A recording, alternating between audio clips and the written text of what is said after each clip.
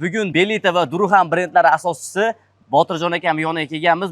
Asosiy faoliyatim paypoq ishlab chiqarish. Avtomobilimni sotganman. Xitoyga borib 1 oy u yerda o'rganganman. O'zim operator, o'zim averlovchi, o'zim sotuvchi, o'zim rahbar, o'zim haydovchi. Sen eplaysan derdi. Dadam bilan ota-onam menga shunaqa bir ishonishardiki, Botir sen eplaysan.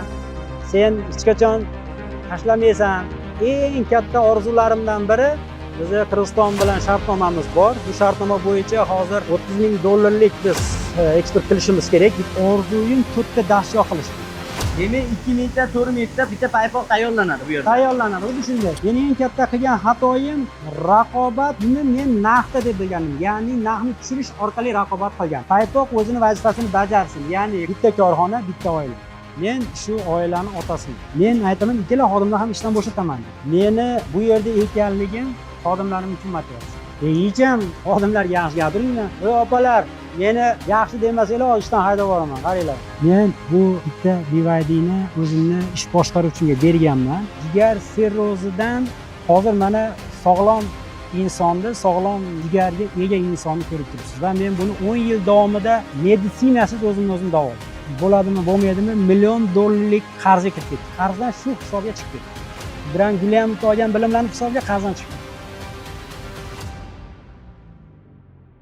Botir aka, 25 mingta, 30 mingta mahsulot ishlab chiqariladi deyapsiz. Buncha mahsulotni sotishda o'zi bo'lmaydi. Mijozlarga ham qandaydir imkoniyatlar bormi, qanaqadir imtiyozlar bormi? Mijozlar biz bilan ishlaganiga xursand bo'lishadi, juda xursand bo'lishadi. Sababi biz bilan ishlagan mijozni biz har yili qandaydir mukofot bilan, qandaydir sovg'a bilan rag'batlantiramiz. Va 3 yildan buyon biz bilan ishlagan eng zo'r mijozimizga Tracker, 2-chi o'rinda Cobalt, 3-chi o'rinda Damas, 4-chi o'rinda va 5-chi o'rindagilarga Labo avtomobillarini topshiramiz. Bu topshirish har yili 3-4 yanvar kunlari biz tadbir uyushtiramiz va biz bu tadbirda mijozlarimizga beramiz. Bundan tashqari 6-chi o'ringa 5,000, 7-chi o'ringa 4,000, 3,000, 2,000, 1,900, 800 qilib biz bilan ishlaganki mijozga eng kamida $200 pul mukofoti beramiz. Juda zo'r. Ya'ni mijozlar biz bilan ishlaganiga xursand bo'lish kerak va biz xursand bo'lishimiz kerak. Ular biz bilan ishlayapti, bizni hurmat qilyapti. Sababi hozir O'zbekiston bo'yicha 500 dan ortiq paypoq ishlab chiqaruvchi bor. 500 dan. Siz ularni ichidan yorib chiqish deydimi, liderlik qilish uchun ham siz birinchi navbatda o'ylashingiz kerak, mijozga berishni. Birinchi navbatda o'ylashingiz kerak, xodimlarga berishni. Birinchi o'rinda o'ylashingiz kerak, umuman shu ishlayotgan tizimga qayerga nimani berishni. Ya'ni meni vazifam, korxonaning egasi sifatida meni vazifam mijozga qanday qilib berishim kerak. Xodimlarimga qanday qilib berishim kerak. Ya'ni win-winni ta'minlash. Win-win qoidasi bo'yicha ishlaymiz. G'oliblik.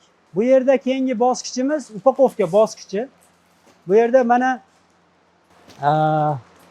5 xil rangdagi paypoqni biz shunday holatda upakovka qilamiz va bu oxirgi bosqich hisoblanadi. Va bu yerdan mana ko'rib turganlaringiz yana kunlik har bir chiqayotgan mahsulot qoplanadi va har bir chiqqan mahsulotni hisob-kitob asosida biz omborga chiqaramiz. Va ombordan siz ko'rib turgan mana tashqariga ajratyapmiz. Klientlar bo'yicha keyin yana ombordan qaytib klientlar bo'yicha chiqishni boshlaydi. Shu bilan mana korxonamizning umumiy jarayon shu. Xodimlar bilan yaxshi sharoitlarni berganman dedingiz. Agar ruxsat bersangiz o'zdan so'rab ko'rsam. Nima deysiz? Qachon aytdim? Hecham xodimlar yaxshi gapiringlar. Meni rahbar deb bilish kerak bular. Men jicha osmonda turishim kerak. Meni kirganda sal qaltiroq bosish kerak bulardi. Unda ishchilar sezmaydi-yu. So'rab ko'raman men endi. Bekor qildingizda. Voy opalar, meni yaxshi demasanglar, ishdan haydab yuboraman, qaranglar. Opa, sharoitlar qanaqa Belita kompaniyasida, yaxshimi? Biz Belita korxonamizda sharoitlar oliy darajada. Boshligimiz hazillashyapti hozir. Rosa sodda, samimiy. Ertadan keyin hamma ishchilarning kayfiyatini ko'taradi. Hazillashyapti. Ishdan haydab yubormagan, yana men hazillashyapman siz bilan. Oyliklar vaqtida berilamish qilib. Oyliklar o'z vaqtida beriladi, avanslarimiz beriladi. Rahmat boshlig'imizga, sharoitlarimiz zo'r, a'lo darajada. Ishlaringlarga rivoj. Botir aka, bir xil BYD chempion ko'ryapman, nomerlari ham bir xil. Nimada? Kimiki bu? Inson o'ziga nimani ravo ko'rsa, o'ziga nima yaxshi narsalarni ravo ko'rsa, boshqalarga ham ravo ko'rish kerak. Men bu bitta BYDni o'zimni ish boshqaruvchimga berganman va ish boshqaruvchimni hamma vakolatlari men bilan bir xil. Ya'ni men qancha oylik olsam, shuncha oylik oladi. Qancha ulushga ega bo'lsam, ish boshqaruvchim ham shuncha ulushga ega. Ya'ni siz o'smoqchimisiz, yoningizdagilarni o'stirishingiz kerak. Siz o'smoqchimisiz, kerak bo'lsa o'zingizdan keyingilarni o'zingizdan oldiga olib chiqishingiz kerak. Shunda muvaffaqiyat kelib chiqadi. Botir aka, katta tadbirkor bo'lish uchun nimalar qilish kerak?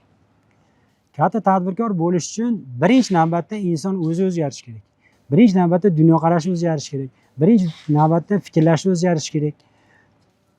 O'zgarganingiz sari, o'zganingiz sari, dunyoqarashingiz o'zgargani sari sizning niyatlaringiz, sizning maqsadlaringiz oshib boradi. Maqsadlaringiz oshsa va siz shu harakatni amalga oshirsangiz, natijangiz ham yuqori bo'ladi. Shuning uchun maqsadni yuqori qo'yish uchun dunyoqarash kuchli bo'lish kerak. Botir aka, bitta savol bermoqchiman. O'zingizni muvaffaqiyatli deb hisoblaysizmi? Men o'zimni muvaffaqiyatli deb hisoblayman. Birinchi navbatda tushunib olishimiz kerak, ikki xil muvaffaqiyat bor. Soxta muvaffaqiyat va haqiqiy muvaffaqiyat.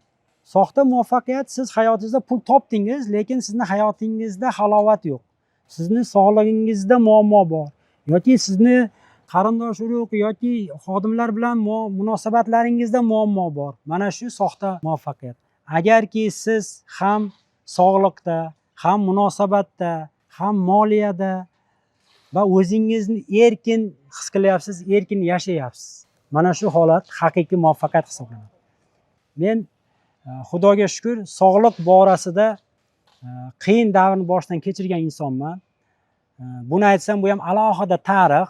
Ya'ni qisqa qilib aytaman, jigar sirrozidan hozir mana sog'lom insonni, sog'lom jigarga ega insonni ko'rib turibsiz. Va men buni 10 yil davomida bosqichma-bosqich sekin astalik bilan meditsinasiz o'zimni o'zim davoladim. Bu qanday qilindi? Stressdan chiqish, munosabatlarim, hissiyotlarim, hayot tarzim, ovqatlanish tarzim va bularning oxir oqibat natijasi sog'lom inson. Shuning uchun muvaffaqiyat deganda keng ma'noda tushunishimiz kerak. Bu umumiy sizni hayotingiz hamma jabhalarida zo'rmi? Shunda siz muvaffaqiyatli hisoblanasiz. Botir aka, hayotingizda o'sish nuqtalari qaysi? Nimalar deb o'ylaysiz o'sish nuqtalaringiz o'zingizda? Birinchi navbatda ota-onam bizni halol, to'g'ri inson qilib tarbiyalagani uchun ming rahmat, Allohga shukr. Shu hislatlarimiz orqali biz biznesni boshladik. Lekin biznesni tushunmaganligimiz, biznesni bilmaganligimiz oqibatida noto'g'ri dunyoqarash, noto'g'ri qadamlar, noto'g'ri harakatlar va aytsam bo'ladimi, bo'lmaydimi, $1,000,000 qarzga kirib ketgan. $1,000,000 qarzga kirib ketgan. Va uni ana o'sha davrdagi meni anglab yetgan narsam bu biznes ilmini bilmasligimda va men shuni o'qishim kerak, ilm olishim kerak, o'zgarishim kerak, o'sishim kerak. Va shuni hisobiga mana ko'plab ustozlarda saboq oldim. Birinchi olib Ibragim Gulyamovda o'qidim va undan keyin qarzdan shu hisobga chiqib ketdi. Ibragim Gulyamovda olgan bilimlarim hisobiga qarzdan chiqib ketdi. Keyin qarasam o'sishim kerak, keyin Alisher Isayev, Ixtiyor Do'stmetov kabi ustozlarda o'qidik, o'rgandik. Xudoga shukr, mana hozir ko'rib turgan holatingizda.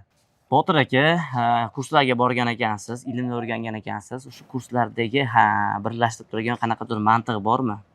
O'qib o'rganib, hozirgi kundagi tasavvurimda asosiy mag'zini aytishga harakat qilaman. Inson o'qigani sari, ustozlardan bilimlarni olgani sari, dunyoqarashi o'zgarib borar ekan. Dunyoqarashi kattalashib borar ekan. Fikrlashi kengayib borar ekan. Fikrlashingiz kengaygani sari sizning odatlaringiz o'zgaradi. Sizning niyatlaringiz o'zgaradi. Sizning maqsadlaringiz o'zgaradi. Ya'ni hammasi o'sadi. Va maqsadingizga qarab harakat qilganingizda endi natija ham shu bo'ladi. Mohiyati o'zingiz o'sing, biznesingiz o'sadi. Ya'ni Alisher Isayevning bitta zo'r gapi bor. Biznes o'zini egasidan katta bo'lmaydi. Siz o'ssangiz, biznesingiz o'sadi. Shuning uchun hozirgi meni qiladigan ishim faqat o'zimni o'zgartirish, faqat o'sish, ilm olish, o'zimning ustimda ishlash. Demak, hozir ham ilm olishdan to'xtamaysiz. Yo'q. Davomiy ilm olib turasiz. Yo'q, men to'xtamayman. Asosan Jim Rohn, Robert Kiyosaki, Bodo Scheffer singari insonlarning kitoblarini o'qiyman va u kitoblarni o'qisangiz asosiy ta'limot hozir men aytgan narsani aytadi. Ya'ni dunyoqarashni kengaytirish bo'yicha fikrlar yuritiladi va insonlarga shu ta'limot beriladi. Asosiy mantiq demak dunyoqarashda deb hisoblaysiz. Albatta. Botir aka, biznesda katta darajaga erishgansiz va kelajakdagi maqsadlaringiz nima? Bu savolga kengroq tushuncha bersam, har bir insonni hayotida qaysidir javhar muhim hisoblanadi. Mening hayotimda birinchi o'rinda sog'liq turadi. Shuning uchun men faqat sog'lig'imga e'tibor qarataman. Ikkinchi o'rinda men o'zimni o'stirishga, ilm olishga, o'zgarishga harakat qilaman. Sababi men bilaman, men o'zgarsam, ertaga moliyam o'zgaradi. Ya'ni ertaga bugun topayotgan pulimni o'sishim orqali ertaga men ko'proq topishim mumkin. Shuning uchun men moliyaga ham o'ylanmayman. Hozirgi kundagi asosiy maqsadimga keladigan bo'lsak, tajribamdan ko'rinib turibdi, meni ko'plab shogirdlarim muvaffaqiyatga erishdi. Sababi meni dunyoqarashim, meni fikrlashim ularga o'tdi va ular yaxshi biznes qurishdi. Endi bir gap bor, foydalanilmagan ilm eshakka ortilgan kitob. Ya'ni biz ham katta bo'lyapmiz, energiyamiz pasayadi. Qachondir kuchdan qolamiz. Hozir kuchimiz borligida tajribamizni, ilmlarimizni, ko'nikmalarimizni shogirdlarga, kerakli insonlarga berishimiz kerak. Va men bundan xursand bo'laman, chunki shu kungacha men kimgadir nimanidir o'rgatsam, tushuntirsam, xatosini to'g'rilasam, men faqat va faqat xursand bo'lganman. Bu menga energiya bergan. Shuning uchun ham hozirgi kundagi maqsadim insonlarga ilm ulashish, insonlarga tajriba ulashish va bu orqali o'zimni hayotimni ham chiroyli o'tkazish. Demak, ilmlaringizni xalqimizga ulashib bormoqchisiz. Kelajakda maqsadlaringizdan biri. Xudo xolisa. Xudo xolisa. Obuna bo'lib qo'yinglar. Kelajakda yaxshi ilmlardan Botir akamdan kutib qolamiz, xudo xolasa. Botir aka, rahmat sizga ham. Energiyangizni, vaqtingizni sarflab aka ekskursiyamizga yo'q demasdan rozilik bildirganingizga. Do'stlar, Botir akamiz sahifasiga obuna bo'lib qo'yinglar. Kelajakda yaqin kunlarda yaxshi video lavhalarni bo'lishib boramiz.